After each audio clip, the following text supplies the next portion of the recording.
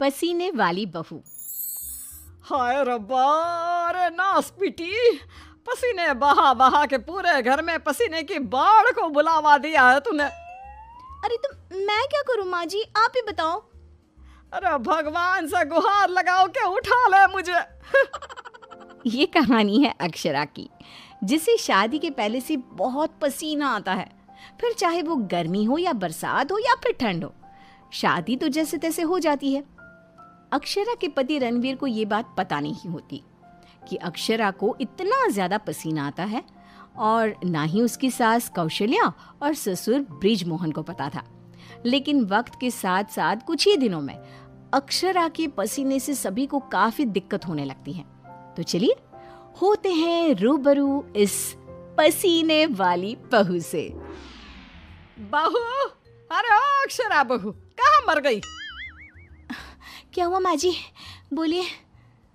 अक्षरा पसीने से लदी हुई थी और उससे बहुत ज्यादा गंदी बदबू आ रही थी, जिससे सभी अपने नाक पर हाथ रख लेते हैं। हाय रब्बा, इतनी गंदी बदबू तो गटर की भी नहीं आती। सीरियसली यार अक्षरा, तुम्हारे पसीने की बदबू दूर दूर तक आ रही है। तो मैं किसी बर्फीले इग्लू में बैठकर खाना नहीं बना रही हूँ। इतनी गर्मी है, 2 मिनट गैस के सामने खड़े रहो तो पूरा पसीने से नहा लेते हो आप। इतनी भयंकर गर्मी है, अगर इतनी प्रॉब्लम है तो लगा लो ना रसोई में भी एसी। हाँ हाँ लगा लेते हैं। वैसे भी तेरे मायके वालों ने हमें ट्रक भर के नोटों की गड्डी जो दी है, हैं? क्या बात करती है। मैं भी चूल्हा चौका कर चुकी हूँ, लेकिन इतना पसीना मुझे तो कभी नहीं आया। ऐसे ही एक दिन कौशल्या देखती है कि खाना बनाते समय अक्षरा के माथे का पसीना टपक कर कढ़ाई में गिर रहा है। हाय रब्बा, अरे करम जलियों की महारानी, ये देख, देखिए तेरे पसीने की टंकी का लीकेज बह के अब हमारे खाने में भी टपक रहा है। अब अपना खारा पानी तू नमक के तौर पर इस्तेमाल करेगी क्या हमारे खाने में? माँ जी, मैंने जानबूझकर नहीं किया है। और रही बात पसीने की टपकने की, तो इसी बहाने ये घट्टे की सब्जी ना और भी नमकीन और स्वादिष्ट हो जाएगी मेरे पसीने की मिलावट से। छी छी छी छी, मैं जा रही हूँ बाथरूम, क्योंकि मुझे तो तेरी बातों को सुनकर और ये खाना देखकर ही उल्टी आ रही है। आज तो कुछ नहीं पकाएगी। आज हम तीनों तुझे छोड़कर बसंत भोजनालय चले जाएंगे। तू अकेले ही चखते बैठ अपने पसीने से भरे हुए ये व्यंजन। अगले दिन जब रणवीर दफ्तर से घर आता है, तभी वो अपने कमरे में अक्षरा से कहता है, अक्षरा, कल बॉस की वाइफ का बर्थडे है, इसलिए उन्होंने हमें खास न्योता दिया है, तो तुम और मैं कल पार्टी में जाएंगे। मैं ब्लैक कोट पहनूंगा, तो तुम ब्लैक साड़ी पहन लो। ओके पति जी, और कोई आदेश? नहीं नहीं, आदेश नहीं, लेकिन एक रिक्वेस्ट है। वैसे तो पार्टी में एसी होगी, लेकिन फिर भी ना तुम पूरी परफ्यूम की बोतल को अपने ऊपर छिड़क के ही चलना। एक क्या, मैं तो कहता हूँ 5 चाय बोतल को छिड़क लो ना, क्योंकि अगर किसी ने तुम्हारे पसीने की बदबू को सूंघ लिया ना तो फालतू में सीन क्रिएट हो जाएगा वहां पर, ठीक है? मुंह टेढ़ा करके अक्षरा जवाब देती है, ठीक है, लगा लूंगी, खुश। अगले दिन पार्टी के लिए अक्षरा सच में 5 परफ्यूम की बोतल को अपने ऊपर छिड़क कर सच धज के रणवीर के साथ पार्टी में चली जाती है। पार्टी में एसी थी, इसलिए पहले के 15 से 20 मिनट तो कुछ भी नहीं हुआ, लेकिन उसके बाद से जो अक्षरा को पसीने छूटने शुरू हुए कि बस वो पसीने से भीग कर गीली होती ही जा रही थी, और उसकी बहुत गंदी बदबू भी आने लगी, जिसको सुनकर पार्टी के गेस्ट आपस में बात करने लगे। अरे ये इतनी गंदी बदबू कहाँ से आ रही है? शायद किसी के जुराबों की गंदी बदबू है ये। जुराबे नहीं, मामला कुछ और ही है जनाब। इतनी बड़ी 5 स्टार पार्टी में पता नहीं कहाँ से घुस गया कोई गटर का कीड़ा। तभी रणवीर अक्षरा को धीरे से कहता है, तुम्हें कहो तो ना परफ्यूम, पाउडर और साबुन से 10 बार नहाना। लेकिन तुम्हें तो पता है ना कि मुझे पसीने छूटते ही हैं, चाहे कितना भी कुछ भी कर लूं। और उनकी ये बात बगल में खड़ी एक बूढ़ी औरत सुन लेती है और वो बवाल मचा देती है।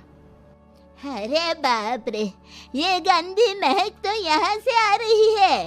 रणवीर की बीवी से देखो तो पूरे कपड़े भीग गए इसके पसीने से। सभी रणवीर और अक्षरा पर बहुत हंसते हैं।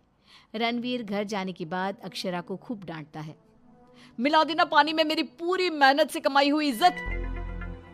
अरे अक्षरा बहू, किस मिट्टी की बनी हो तुम, जो पसीने का झरना बहता ही रहता है तुम्हारे बदन से 12 महीने और 2400 घंटे नॉन स्टॉप। अरे अभी तो इस कलमुहे के कलेजे को ठंडक पड़ी होगी। लोगों के कुंडली में मार्केश दोष होता है, लेकिन हमारी बहू की कुंडली में पसीना दोष है। अक्षरा को अपने ससुराल वालों की बातें सुनकर बहुत बुरा लगता है, लेकिन फिर भी वो कुछ नहीं कहती और अपने पसीने बहने को अपनी गलती मानकर चुप रह जाती है। दिन बीतते जाते हैं, गर्मी का प्रकोप बढ़ते जाता है और अक्षरा के लिए गर्मी और भी बड़ी मुसीबत बन जाती है। उसे पसीने से पूरे हाथ, पांव, गले, चेहरे और बदन पर घमौरियां आ जाती है, जिसके कारण उसे खूब जलन महसूस होती है। बहुत जलन हो रही है। माँ जी ने एसी का रिमोट भी छुपा के रखा है, इसलिए ताकि मैं एसी ना लगाऊं और बिजली का बिल बच जाए। मम्मी जी, बहुत आग लग रही है। अक्षरा जाकर बाल्टी भर पानी अपने आप पर डाल देती है, तब जाके उसे थोड़ी सी राहत मिलती है। अक्षरा के पसीने से तंग आकर कौशल्या अब दिन रात घर में अगरबत्ती और अरोमा कैंडल जलाती। अच्छा हुआ जो रणवीर ने ये खुशबू वाली मोमबत्तियां ला कर दी, इनसे हर जगह अच्छी महक आ रही है। हाँ कौशल्या, बड़ी अच्छी सुगंध है, अगरबत्ती और मोमबत्ती दोनों की भी। लेकिन तभी वहां पर बाजार से सामान लाकर पसीने से लदी हुई अक्षरा आ जाती है और उसके पूरे बदन से बदबू आ रही थी और बाल तो पूरे पसीने से भीग गए थे और फर्श पर पसीने की बूंदें भी टपक रही थी। और ये बदबू इतनी तेज होती है कि मोमबत्ती और अगरबत्ती की महक को फेल कर देती है। हाय रब्बा, आ गई करम जली। इसके बदन के पसीने ने तो इतनी महंगी सुगंध वाली मोमबत्ती और अगरबत्ती के खुशबू के दांत भी खट्टे कर दिए। बाहर इतनी भीषण गर्मी है मम्मी जी, ऐसा लग रहा है मानो हम किसी ओवन में बंद हो गए हो और केक की तरह बेक हो रहे हो। उफ। दिन ब दिन अक्षरा का पसीना दुश्वार कर देता है सबका जीना। कभी वो सोते समय पूरे बेड के साथ साथ साइड में रखे हुए रणवीर की इम्पोर्टेंट फाइल्स को अपने पसीने से भिगा देती, तो कभी वो गर्मी से अपने बालों में हुए जुओं को गलती से खाने में मिला देती। हाय रब्बा, आज तो हद ही हो गई, खाने में जुए। अक्षरा बस बहुत हुआ, अब और नहीं। अब तुम सीधा अपना बैग पैक करो और अपने मायके शिफ्ट हो जाओ। बिल्कुल सही कह रहा है रणवीर, हमें नहीं चाहिए ऐसी पसीने वाली बहू। अक्षरा रोने लगती है और कहती है, ठीक है मैं चली जाती हूँ, फिर कभी इस घर की दहलीज पार नहीं करूंगी, बाय। अक्षरा रोंदी सूरत लिए घर से निकल जाती है। शाम में जब रणवीर अक्षरा के मायके फोन लगाता है, तब उसे पता चलता है कि अक्षरा तो अब तक घर गई ही नहीं।